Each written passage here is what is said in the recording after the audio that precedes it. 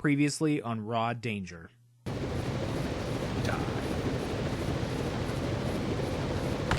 What you say?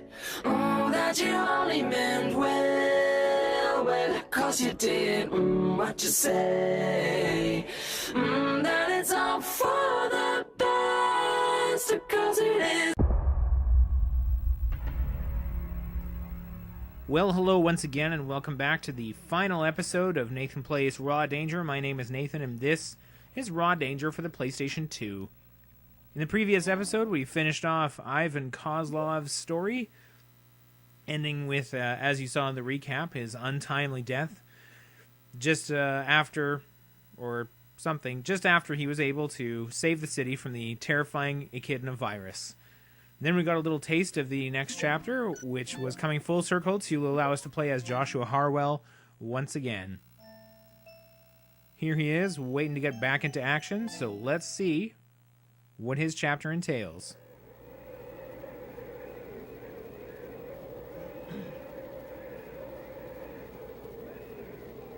So as you can see, this is picking up directly where his left off, way back in chapter 1. And I forgot about the hat that I'd been wearing, so that was fun. He's taking care of me. Thank you for helping my daughter. With his help, I was able to see Mom before she died. What's wrong, Stephanie?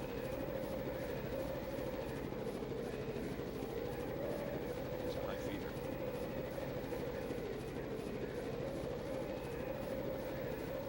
And with that, suddenly everyone disappears and I'm left alone. I'm taking a moment to get my bearings here and figure out what's going on. And everything starts going wrong all over again. The game, this chapter wastes no time in throwing you into disaster once again. So it's time to try and wade to higher ground. There I can see some stairs that look promising. Tried to climb up there, which saved me exactly no time. Also, sort of a conspicuous trail of dark drops along the ground here where I'm running. Curious. No time to think about it, though.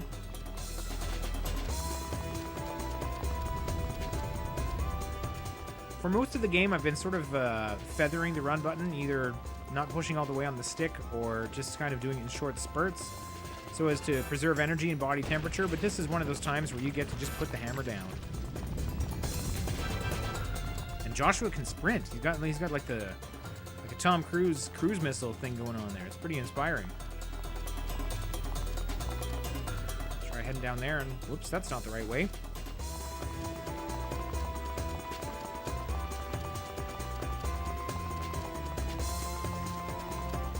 I make my way up a seemingly endless number of malfunctioning escalators. Another section drops there, much the same way as the last one did, and I enjoy how after sprinting, he sort of carefully steps up before sprinting onward again. The water's right on my heels, and whoa! It's my first knockdown. Get up, Josh, we got places to be.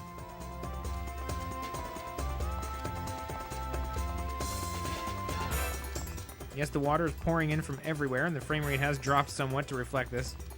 A lot of fluid dynamics, I suppose. Not really. Head underneath whatever this thing is.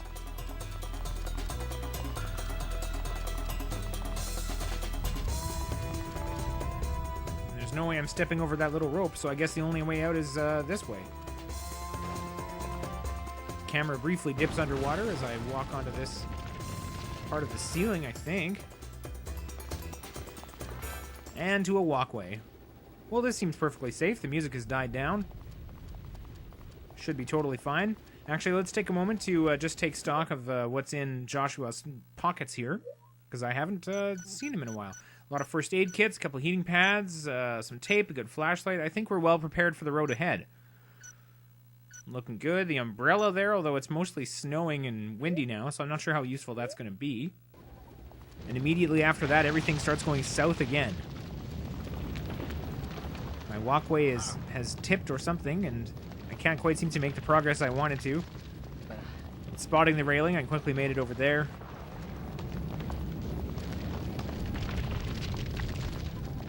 I'm able to shimmy to safety. Climb? Is it a shimmy? I don't know. Ah.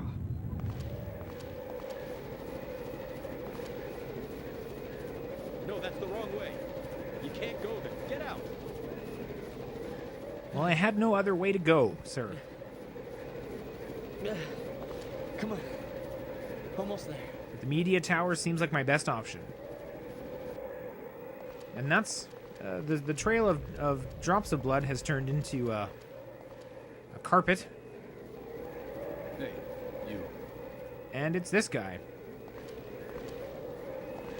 I need a favor. Here, take this with you. What is it? This disc contains information on how to destroy the virus. Virus? It's a deadly virus. You'll be a hero if you take this disc. Please. You're the only hope. All right. I'll do it.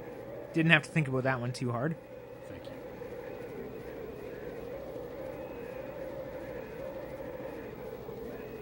Go. I'll rest here a little. Oh, okay. I'm not 100% positive where we left things with him, but I don't think he was bleeding out.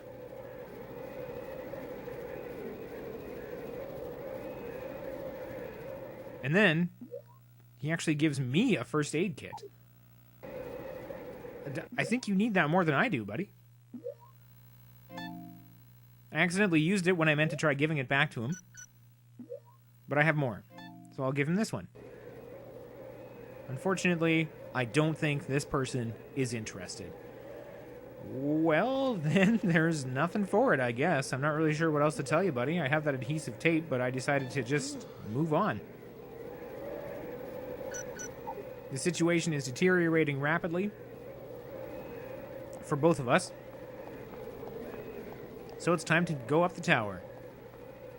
First, take a little glance around, make sure I'm not missing any compassi. And in a moment strongly reminiscent of the first Metal Gear Solid, it's time to climb, climb, climb. Get out my stun grenades.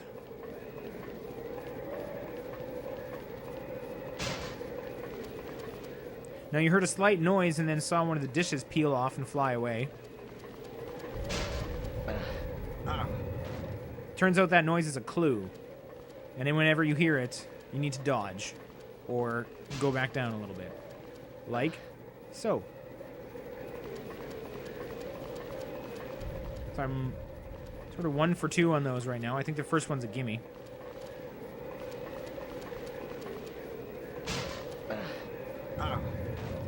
One for 3.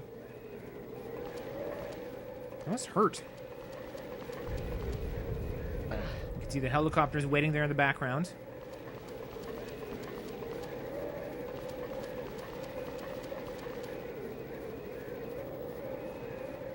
We still have a little ways to go.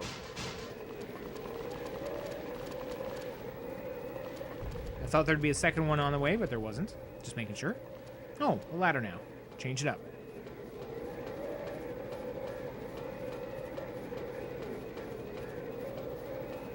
So now I get to the first floor, but there's still a series of ladders to go, and it's a little hard to see. But after I step on some of those panels, they have a tendency to drop away. Doesn't really affect me, though, because I just keep moving. But this tower is making a lot of very worrisome noises.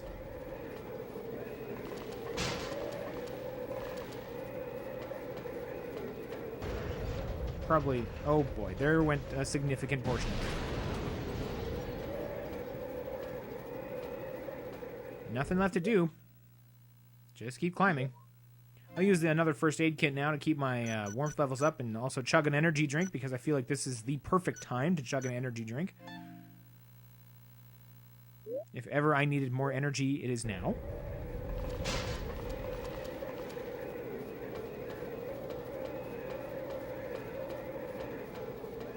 This is still cute mittens. I love them.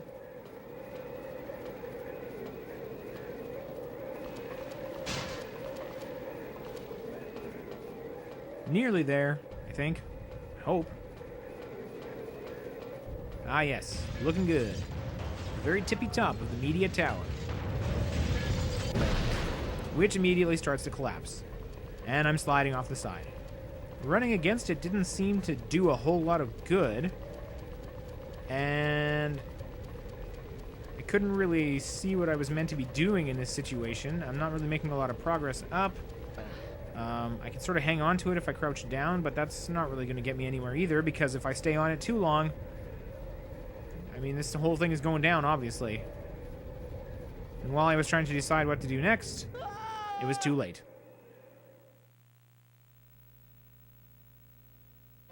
And so, we try again. Where's it going to put me? This is always the big moment of suspense. How far back? Oh, at the bottom. Okay. Well, first of all, I did another quick check around the area just to see if I hadn't missed anything interesting. Not too terribly thorough of me, but felt like I was sort of obligated to at least look a little.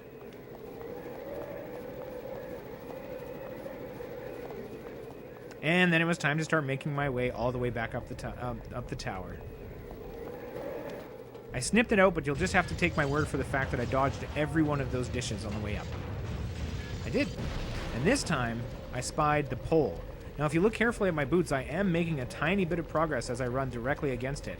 And I remembered that in Amber's scenario, the pole was the key. And here again, the pole is the key to my survival.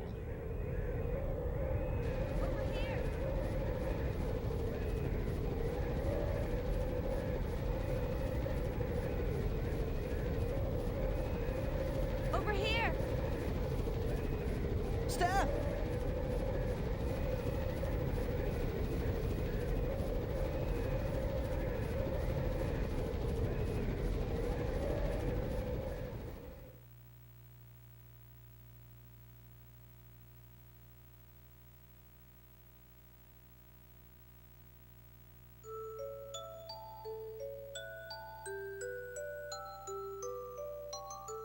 And with that, we roll credits.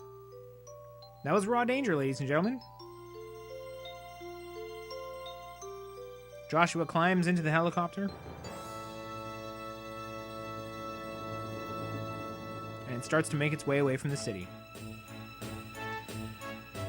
Now, I'm given to understand that there is a secret 7th chapter available by completing certain conditions only on a second playthrough. I don't think it's possible to get it on the first time through.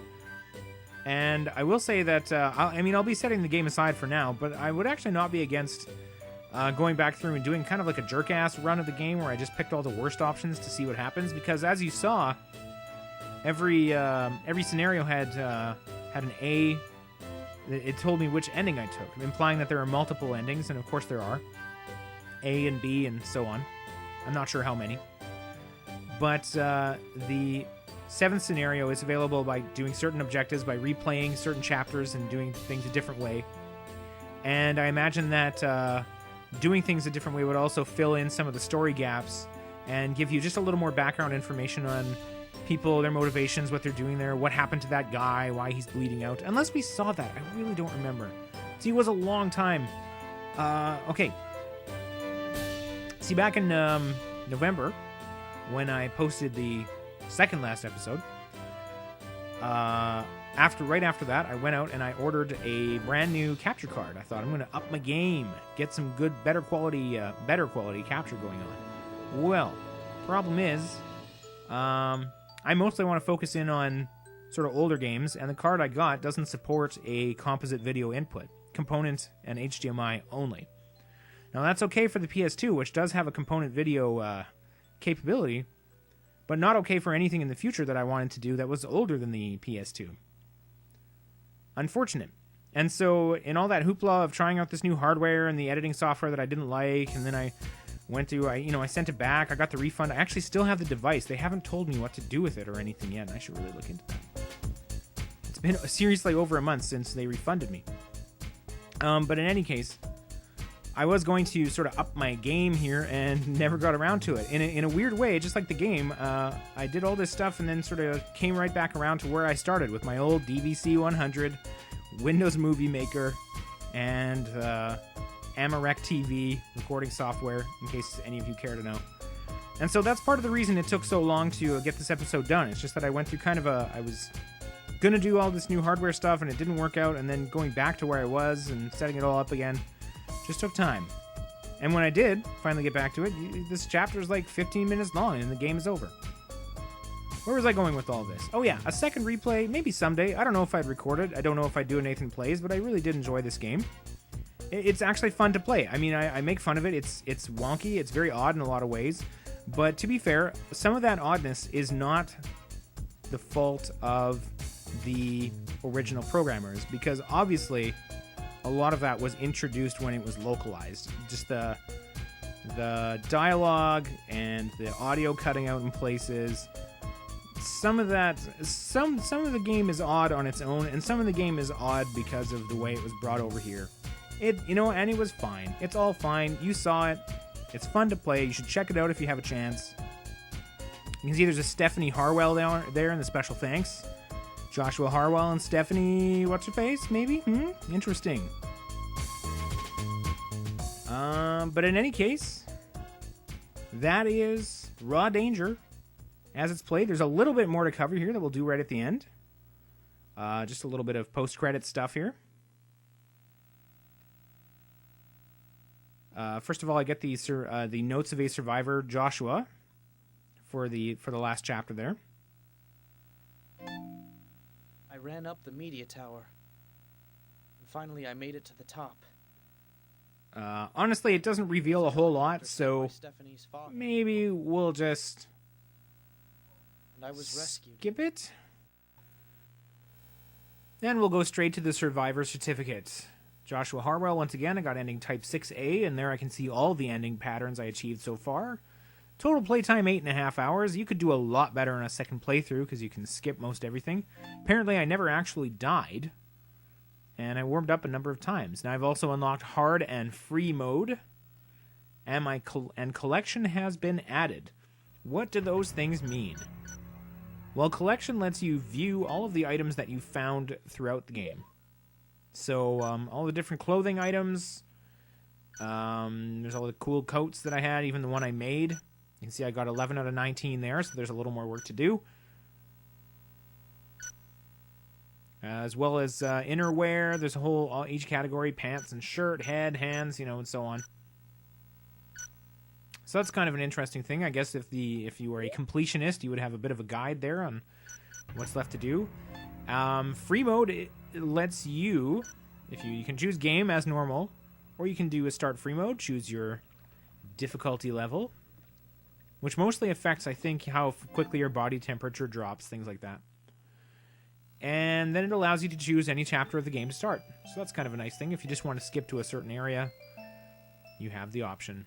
In any case, thank you ever so much for watching. Thanks for going on this journey with me, and we'll see you next mission, which I think I have planned out, and I'm pretty excited, so look for it.